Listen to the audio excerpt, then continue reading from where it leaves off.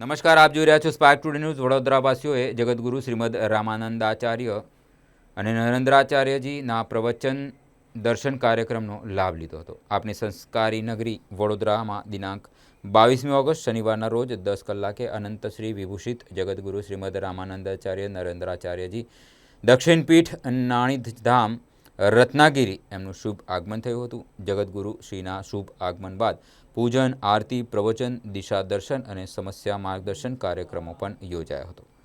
તમે જીવો અને બીજાને જીવવા દોમાં સહાયતા કરો દિવ્ય સંદેશ વડોદરાવાસીઓને આપ્યો હતો। સ્વપ્નમાં પણ કોઈનું ખરાબ ચિંતવું નહીં, દિવસમાં 10 મિનિટ ભક્તિ કરો। જગતગુરુ શ્રીનું કહેવું છે કે આજનો માનવી સમયનો અભાવ હોય છે। માનવી પોતાના વ્યસ્ત સમયમાંથી 10 મિનિટ ભક્તિ કરે, જેમાં અંતર્મન અને બ્રહ્મ મન એમ બંને મન એક કરીને ભગવાનની ભક્તિ કરો। માનવતા ધર્મનું પાલન કરો। ભક્તિ એ મનનું વ્યાયામ છે। ભક્તિથી વ્યક્તિની અંદર છુપાઈ રહેલી શક્તિઓ જાગૃત થાય છે। જગતગુરુ શ્રીમદ રામાનંદાચાર્ય નરેન્દ્રાચાર્યજી હંમેશા કહે છે કે આખો વિજ્ઞાનવાદી, મન આધ્યાત્મવાદી તેમજ બુદ્ધિ વાસ્તવિકતાવાદી રાખો। આ ત્રિસૂત્રના માધ્યમથી જીવનમાં समाधान અને स्थिरता प्राप्त થાય છે। जो है वो सांप्रदायिक पद्धति से ठीक है, मुख्य है, लेकिन ऐसा नहीं बोलना चाहिए कि भगवान की जरूरत नहीं।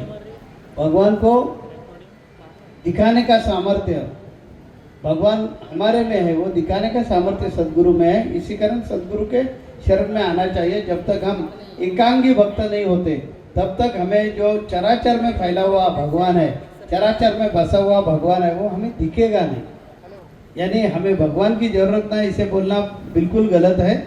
भगवान चराचर में है। विशिष्ट अद्वैत जो बोला है हमारा सिद्धांत, उससे खिलाफ है ये बोली दीदी बोली। वो भगवान है ही, हर शरीर में भगवान है।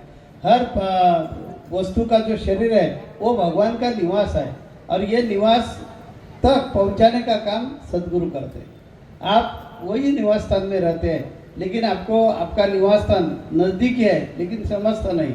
वहाँ तक कौन पहुँचाता है? सदगुरु पहुँचाता है। इसलिए आज जो समस्या मार्गदर्शन जो है कार्यक्रम, वो ये बहाना है।